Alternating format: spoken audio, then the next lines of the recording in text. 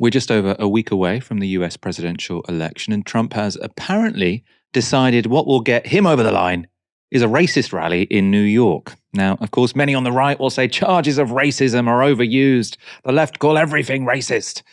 But the bigotry on display on Sunday was not subtle. It is absolutely wild times. It really, really is. And, there's a lot going on. Like, I don't know if you guys know this, but there's literally a floating island of garbage in the middle of the ocean right now. Yeah. I think it's called Puerto Rico. Okay. All right. Okay. We're getting there. That was the so-called comedian, Tony Hinchcliffe. Puerto Rico is a Caribbean island and self-governing US territory. It has a population of just over 3 million people, but 5.8 million Puerto Ricans live elsewhere in the United States. Now, that includes just under 500,000 people in Pennsylvania, which, of course, is not just a key swing state, but the key swing state. So Trump might regret having that racist comedian come on as a supporting act. And AOC and Harris's running mate, Tim Walz, responded to that joke on a live stream. Look, I know that the folks who are on here today understand this. People in Puerto Rico are citizens. They pay taxes and they serve in the military at almost a higher rate than anybody else. Yeah. It's like super upsetting. Obviously, it's super upsetting to me. My family is from Puerto Rico. I'm Puerto Rican. And like the thing that is so messed up that I wish more people understood is that the things that they do in Puerto Rico are a testing ground for the policies and the horrors that they wish to, and that they do unveil in working class communities across the United States.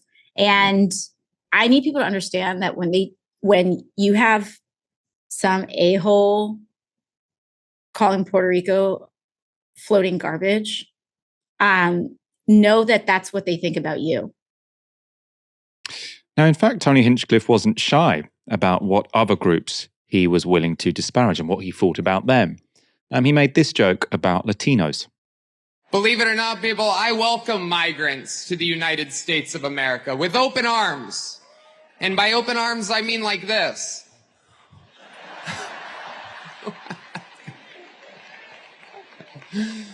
It's wild. And these Latinos, they love making babies too. Just know that. They do. They do. There's no pulling out. They don't do that. They come inside, just like they did to our country. He also said this to a black man in the audience. Heck yeah, this cool black guy with a thing on his head. What the hell is that, a lampshade? Look at this guy. Oh my goodness. Wow. I'm just kidding. That's one of my buddies. He had a Halloween party last night. We had fun. We carved watermelons together. It was awesome. We carved watermelons together. For good measure, Trump's Support Act also joked about violence against women. I have other policies that I think it should be implemented as well. Like me personally, I think football should be all year round. Yeah. So many great athletes. I don't know about you guys, but I think that Travis Kelce might be the next O.J. Simpson. Now, the joke, if we can call it that, is that O.J. Simpson, he got found not guilty in court, but everyone assumes really that he violently murdered his girlfriend, right? So that is a very, very violent joke to make about Taylor Swift, presumably because she had the temerity to endorse Kamala Harris. Ash, it's an interesting story, this, in the sense that the idea that Democrats and the liberal left will be discussing whether jokes are too offensive might be sort of the kind of news cycle that Donald Trump will be very happy with. They like to stand on, free speech, political correctness has gone too far. At the same time, is having a support act sort of calling Puerto Ricans trash, is that smart? Have they messed up here? Well, I think there's a few things. I think you're totally right to point out that this is an argument that the MAGA right really like having. And it's also the point of putting these opinions in the mouth of a comedian and then having a comedian at a political rally. So I know that lots of people might think of me differently.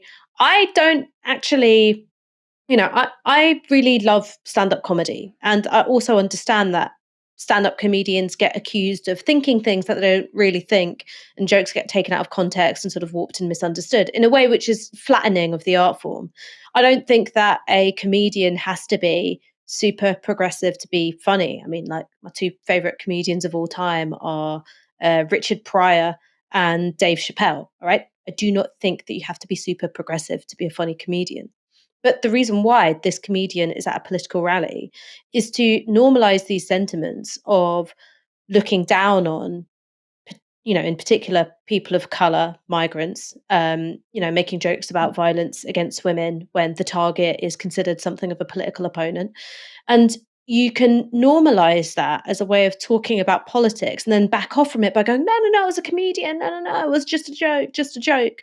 Like, that's the purpose of putting the comedian in that space. He wasn't at a comedy venue. The reason why he wasn't at a comedy venue is that probably not very many people would want to come. He's not very funny. Like, this is kind of the grift of right-wing comedians, is that, yeah, sure. Like, there are some funny comedians who happen to be right wing, but the kind who build themselves as like, I've been cancelled and I'm anti woke and I'm this and I'm that, they often can't craft a joke to save their fucking lives. I mean, the bit about like the black dude carving watermelons, I was just like, not only is it like racist and a bit kind of like junior, but your setup and your punchline and your storytelling is just absent. Like, you've got nothing going for you.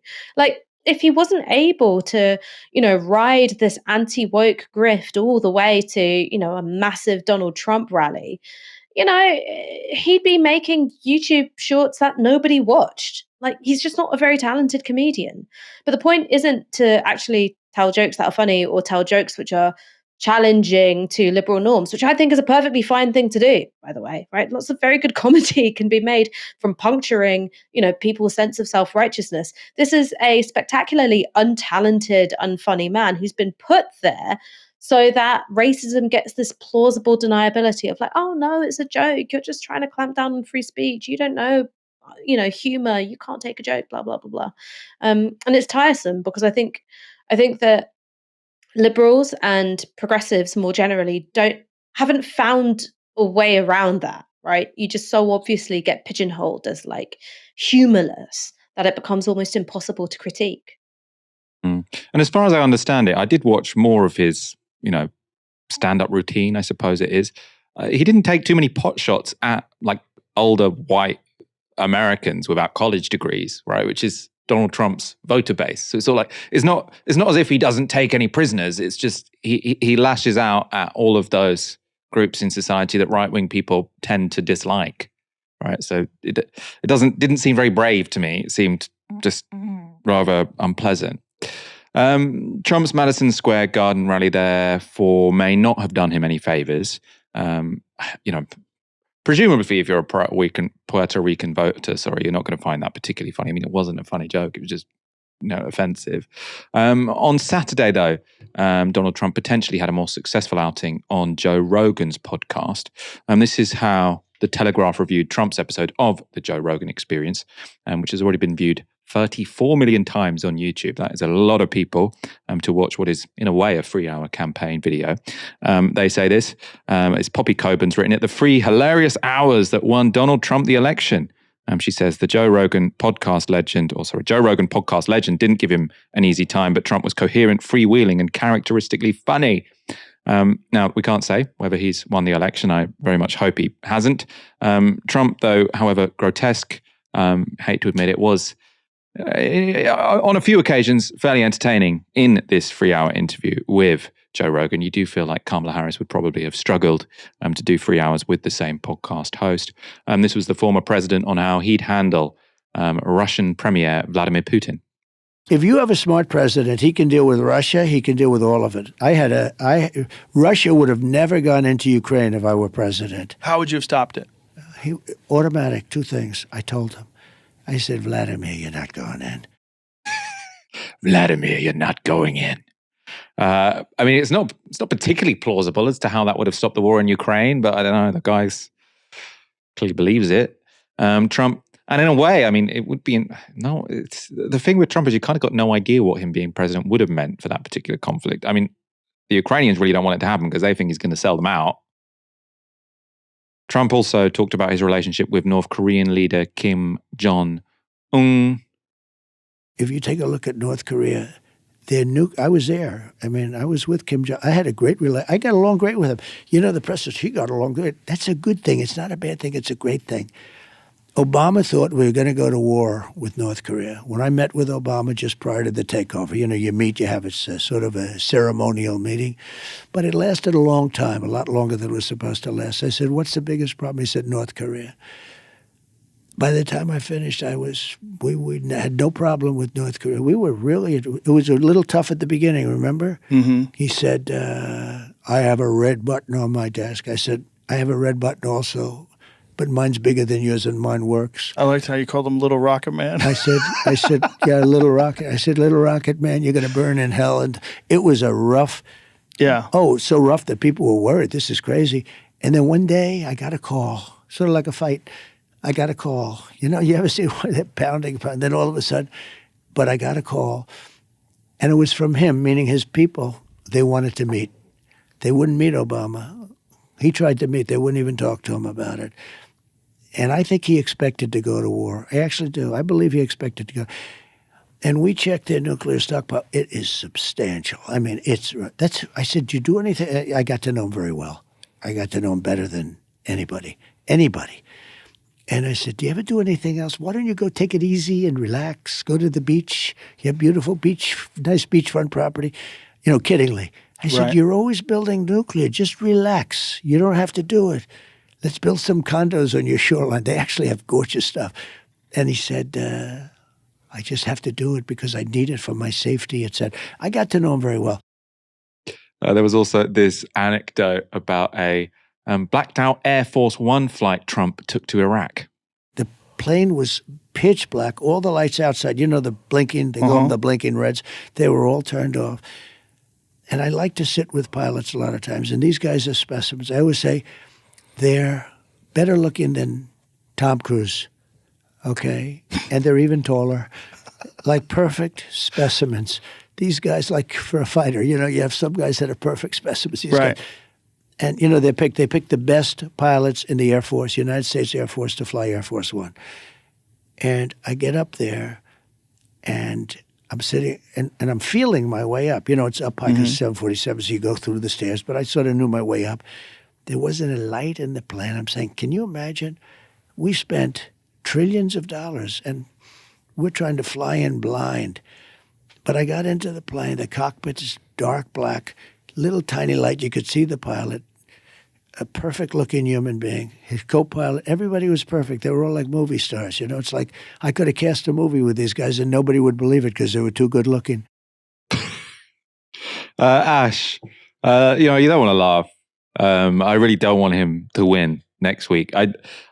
I do feel like the Joe Rogan podcast was probably a success for him, though, because it was 3 hours long. I mean, I'll admit, I've only watched the first half hour.